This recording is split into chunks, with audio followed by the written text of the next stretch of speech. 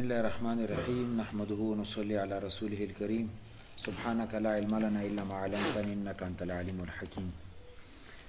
نن مسائل دي د نسب د ثبوت په حواله سره دی باندې اول ځان پوهیږي. نسب ثبوت څه ته ویل کیږي؟ یو سړی دغه واده وکړو، زوی وشو، د زوی نسبت په دې پلار طرف ته کیږي چې دا د فلانکی زوی دی، او دا ډېر اهم دی. شریعت کې اول موږ په دې باندې بحث کوو چې اسلام کې د نسب او د نسل حفاظت ډېر زیات اهمیت دی، او د دې د باریکوالي وجینا شریعت په دې اعتبار سره ډېر کافی ټوس او محتاط احکام بیان کړي دي، اصول بیان کړي دي چې د یو انسان نسل غا حتی الوسع ګډوډ نشي، هغه کې شک و شبهه پیدا نشي، او د معاشري یو قوم یا قبیله دغه سړی د هغه فرد وشمارلی شي او ښه عزت ولا زندگی تیره کړي. ولې دا نسب نه دی؟ دا ډېر لوی عزت ولا شیز دی، او چې نسب د نه وي نو هغه ته معاشرې کې زندگی تیرول ګران دي. دویم دا چې شریعت مطهره کې زنا او جنسی بهایي په باره کې ډېر سخت روایه شریعت اختیار کړي او عبرتناک سزای مقرر کړي دي، صرف دې لپاره چې د کم انساني نسل دی، نسب دی، د دې اعتبار سره کم ولد و زنا، د مثال دا الګ ته زنا وجنه پیدا دی العیاذ بالله، د دې مستقبل محفوظ کولو لپاره سخت سزاګانې مقرر کړي دي. او بس دو ټوک خبره کړي ده چې ودی وی زناو کی رجم، بس ختم، خبره ختمه ده. اور کا ودی شتا اور ودی نشتا به زنا کړي نه به سل کړي دي، او دا ډېره سخته سزا ده. او دلته شرعي نظام شته نه، چې شرعي نظام شته نه، بس ځکه دا شی ډېر ګډوډ دی. اور اصطلاح کې ثبوت نسب دې ته ویل کېږي چې دو انسانانو په منځ کې د پلاروالی او زیوالی اعتبار سره کومه رشته ثابت کړي شي، هغه ته ثبوت نسب ویل کېږي. اور ثبوت نسب په متعلق بنیادی اصول اور شرعي کم هدایات دي غدا دي چې د نسب ثابتولو لپاره ټول دارومدار په احتیاط باندې دي. څومره پورې کېدلی شي موږ کوشش ته دې خبرې کوو چې د یو ماشوم نسب د یو انسان نه ثابت شي. ولې دې کې بچي هم حق شته، دې سره څلور حقوق متعلق دي د نسب سره. پهلا نمبر باندې د بچي حق دی. بچي حق دا دی چې د دې تعلق د یو پلار سره وي، اور هغه سړي بیا یو خاندان قبیله سره تعلق وي، نه دې اعتبار سره د پلار د خپل بچي کفالت کوي، دغه خیال ساتي. د بچي دا حق دی، ځکه د بچي د پلار نه ثابتې چې د پلار د خپل بچي حق ادا کړي او د دې خیال وساتي. دا معاشرې کې یو دردسر جوړ شي معاشرې ته. اور دې نسب کې د مور هم حق شته، ولی چې پلار نه بغیر د بچي کچرې پیدا شي، نه دې ته بیا ښځې ته زانیه ویلې کېږي، نه د نسب سبیلو کې ښځې ته خیر دی، مور ته خیر دی چې دا مشوم پیدا دی، دا د فلانکی زوی دی، نه دې سره د کومه مور ده د دې عزت محفوظ پاتې شو. دریم دا چې پلار هم حق دی دی کې، ولی پلار دا غواړي چې ما په ملا باندې داسې یو مضبوط لاس وي چې سبا زه بوډا شم چې ما ته تکلیف نه، هغه دپاره زوی پکار دی. نه د زوی نسب ځان ته ثابت دی چې او دا زما زوی دی، هغه چې کله غټ شي په روزګار شي په خپلو خپو ودرېږي، نه د پلار خیال به ساتي، دغه جنشین به جوړېږي. اور دې سره سره دې کې د الله هم حق دی. الله څنګه حق دی؟ پلار ته دا حکم کړی چې د بچی خیال ساته، اور بچی ته دا ویلی دي چې ته د پلار خیال ساته. نه دواړو منځ کې ربط صله رحمي ده. پلار چې کله د بچی باندې خرچه کوي، دې باندې هغې ته اجر میلویږي، اور دا د الله حق دی. الله دا غواړي چې د انسانانو په منځ کې صله رحمي وي، اور خاص کر د پلار او د زوی په منځ کې. دیو چې نه الله رب العزت د دې نسب باندې چې کله ثابتېږي خوشحالیږي، او چې کله دا نسب خرابېږي په دې باندې خفه کېږي. ابو داود شریف روایت دی او کتاب الطلاق کې ذکر کړی شوی دی. پیغمبر علیه السلام فرمایي ایما رجل جحد ولده، هر هغه سړی چې هغه د خپل بچي نه انکار وکړي چې دا زما زوی نه دی، وهو ينظر الیه، اور حال دا دی چې د بچی دې ته سترګې غړوي چې کاش دا سړی ما نسبت ځان طرف ته وکړي چې زه د دې زوی وګرځېږم، او داسې دا ونه کړي، احتجب الله منه، الله رب العزت د دینه مخ وګرځوي، وفضحه على رؤوس الاولین والآخرین، اور دا به الله رب العزت اخرت کې د اولین آخرینو په مخ ته ذلیل او رسوا کړي. یعنی هغه ورځ به الله پاک ونه مخ وګرځي چې کوم ورځ دې ته د الله رب العزت ضرورت وي. نو دیو چې نه سونو پورې کېدلی شي د یو بچي نسبت د هغه حقیقي پلار طرف ته په معمولی غونډې گنجائش جوړیږي یا شرعي دلیل موجود وي نغه ثابتول پکار دي اورغه کې ډیر زیات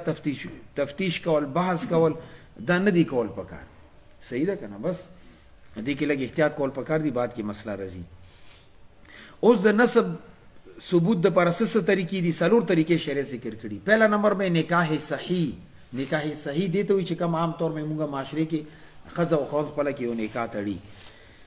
یو سړی یو خزي سره نکاح وکي اور کې د نکاح ټول شرایط موجود دي. هغه د بعد چې دی خزینه کم مشوم پیدا شي دغه نسب د دی خوند نه ثابتېږي خو درې شرایط سره. پہلا شرط دا دی چې د خوند بالغ وي یا بلوغ ته نږدې وي اور حنفو په نسبت باندې کم از کم د بلوغ عمر 12 سال دی. نر خبره کوم خزینه خزی د پر 9 سال شریعت ذکر کړی دي کم از کم اور زیات نه زیات کا چا باندې د بلوغ اثرات را نغلو نو به 15 سال مقرر کړی. یو آسان مثال باندې ځان پوهیږي دا اوس روزه میاشت اکثر مرګري ټلیفون کیږي زما زوی دغه مې روزه فرض دي که فرض نه دي کا 15 کالو پورای به اور مې روزه فرض ده او کا تراوی مخ کې پړول شي اور کا 15 کالو نه کم دي نه بیا د بلوغ علامات ته ګورو یا ورته احتلام شي یا ودی کړي د کور ولې خېټه شي اور یا نوم نه لاندې کم وخت دي سره نه بال دی شوی نه د بلوغ علامت یا دین اله आवाज غټ شوی دی یا مثال ګیره بریتی رختلی دی اگر چې د 15 سال نه دی نه دا په بالغ شمارل کیږي. نه د یو سړی چې هغه واده وکړو اور هغه بالغ دی یا بلوغ ته نږدې دی هغه نه اکور ولا بچي پیدا شي نه دینه سبب ثابتيږي اور کدی نه کمو بیا نه سبب ځکه نه ثابتيږي چې کله دا مشوم یا د الګ بلوغ ته نه رسیدلې نه دی کې سپرم نشتا منی نشتا چې منی نشتا نه بچي کم زینه راشي هغه پر الله پاک دا سبب درجه کې پیدا کړی دي. دویم دا چې نکاح نه پس پګو میاشتو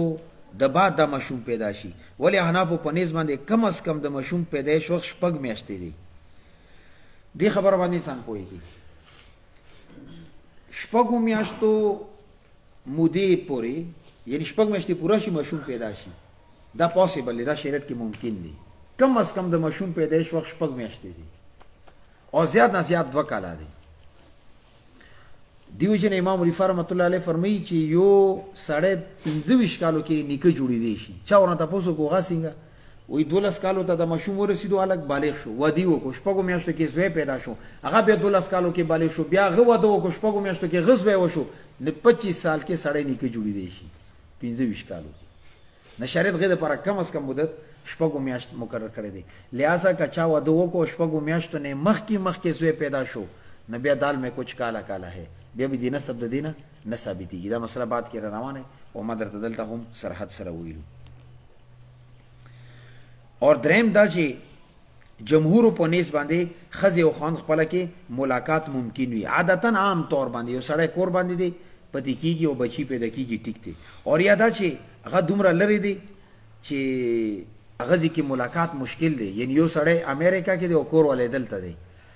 هغه زوی پیدا شونه زمون فقهاو د لیکلي دي چې بیا به هم د نسب د غینه ثابتو ولی چې کې دي شي کرامتنی خپل کور ولا سره ملاقات کړي وي کرامت کې دي شي کنه. کرامت علامه سیوطی رحمت الله علیه یو کتاب لیکل هغه کې کرامات ذکر کړي دي. وې زما چې کم پیر نه بیت کړو هغه به د کار کول ماته ویل چې راځه مدینه کې موږ کو وې زه بلاس نه ولې نه ماته به جسترګې پټې کا وې ما بسترګې پټې کې به ورته جسترګې کلاو کو جسترګې کلاو کې مسجد نبوي کې بناسو دته مطیع الارض ویل کېږي الله پاک د زمکه راغونډه کی خدا بزرګانو کرامت خوشته دي کرامات الاولیاء حق نه علاوه د اولیاء او کرامات د حق دي او به ویل چې کله کله بیرته وای چې بیا چې کله موزو کې ماته ویل زو واپس پل کلی ته شام ته زو مصر ته وای ماته سترګې پټې کوي لاس نه بیونی نه یا سوکه د مونږ وو ماته سترګې کولاو کوي مونږ بیا خپل ځای ته واپس راغلی. هغه صحیح خلک وو د نن سوچ کوم کو بکو دي دا غوډر ګرانه خاص کړه بریلیانو کې صحیح ده کړه وی څو ورته بوزولې نه کوي وې مدینه کې موس کوم ناس دلته وی او 25 سال کې غریب غسل نه وی کړه او د سینې کړه او مچانو نه تویږي وې زه بزرګ یم پایم غر کو تباک وګوره د ولیو علامت دا هم دی چې غ ټول ژوندۍ د عین د قران او د حدیث مطابق دی غ ټول ژوندۍ کې به ته د قران او د حدیث خلاف عمل ونه ګوري او چې غوڼ ور چرڅ کوي وې زه بزرګ یم خو دا به خوبه سه پوه شو زما په خبر ایو بزرګ سره یو سړی 25 سال دی کوئی چیز سم ده نه وی ولی وی دی 25 سال کې ماست ستاسو کرامتونه کته نو د څنګه د الله ولی غور توري چې دی 25 سال کې زما یو کار د سنتو خلاف کتل وی نه وی بدلوې کرامت دی دومره سنتو خیال ساتي زما په خبره باندې پوه شو خدا مزمن کې دی مسله کې درته دا وې چې انا په پنځ باندې دا کتابونه کې شو دی باندې وهابیان اعتراض کوي ښا ټیک ته ځکه تاسو ته ویلو هغه د چون کې د اولیاء او د کرامت نه انکار کوي ځکه چې د کرامت نه انکار وکړو دغه ځکه دا مسله پیدا شو حالانکه کرامت اولیاء او حق دی د مریم علیه السلام خو پیغمبر نه وکړه الله ولی و بغیر د خوندې بچي پیدا شوی دی خدای کرامت دی کنه او چې کله بچي پیدا کیږي کجوري ونه خو ځول غین ورته کجوري رو ورسېدي وچه کجوره و دا کرامت دی کنه دی قران ذکر کړی دی اندسه د خضر علیه السلام واقعي کې کرامت او تذکرہ شته قران کې ډیر زیات کرامات او تذکرہ ده صحیح ده بیا څه ټایم کې درته بیا وایم ان شاء الله خو بهرحال بیا دلته دوی د لیکلي دي چې د استدلال کې اگر چې سقم دي کمزورواله شته دي خو نن سبا دور کې دی کې دا مسله ځکه نشته چې یو سړی یو غنټه کې یو مول نه بل مول تتلی شي ترې شي کنيشته ولې چې کم مواصلات دي ترانسپورت دي دا ډېر زیات شو او ډېر فاست شو تیز شو بس کې چې مکه مکرمه او مدینه منوره دي 6.5 غنټې لګي او اوس انډرګراوند ټرین چې کم جوړ کړي بولټ ټرین غد 2 غنټو کې تار رسي او ما ته ملګرو چې د سی چیک اپ لاس کې ونی څنګه چین ته نه کوي دومره مضبوط سیستم یې کړی دی نه چې څومره ترانسپورت زیاتیږي جدید ټیکنالوژي رسي دا ورو اسانيږي نن سبا دا پوسیبل دی باندې اعتراض کولو څه ضرورت هم نشته دی اور زموږ یو عالم ملګری چې کال کې چلی دو پېښور ته تشکیل شو بیا کور ولا نصرت ترالو بس کوري نږدې نشپیا میر سي ته ډېر مينتي کړي چې شپږ میاشتې مو شو کوړتام پرې دا د یو شپه پټي وکم مشمنانو ته تمه وای بس زه واپس راشم هغه امیر سي به مشر سره ورته چې نه مشرانو دینه منه کړی ده بچا ټول د شوی دي ظالم کور ته تللی دی شپې کور کې کړي او سار وختي چې تهجد غور پسو بیا مسجد ته راغلی دی نه چې هغه کال نه راتلو الله په ورته لورو کا بیا مالی ورته ویل چې د څنګه چلی ته خو کال کې بیا ورته صفا کې ساو کې یو ځل پټي راغلی خو تاسو ته پته نه و نو دا پوسیبل نه سبا ترانسپورت هډر فیسیلیټیز مونږ ته راکړي دي خو دې باوجود هم په دې باب کې د پیغمبر علیه الصلاۃ والسلام یو حدیث ته هغه قاعده او ضابطه ده پیغمبر علیه الصلاۃ والسلام فرمایي الولد للفراش چې چا واده وکړو او خپل کور والا سره بسترې کې پاتې شونه دا بچی د دې دی او به مخ ور سره فرمایي وللعاهر الحجر او چې چا زنا وکړه د غي علاج کانه دی یعنی رجم سزا ده اور بل معنا الحجر علماء دا کړی ده چې هغه خلیل استغه ته یعنی کا بچی پیدا شو د بچی نسب دې طرف ته نسبت نه کی دا حدیث دی باب کی بنیاد دی چې نکاح شي وي او کور ولا سره مثال په تور خپل شری ضرورت پورا کړی دی بچی غینه کم اولاد پیدا کیږي غاب غنه سبد نسبت دې طرف ته کیږي اور الله یعذ بالله دین کی کا زنا په ذریعہ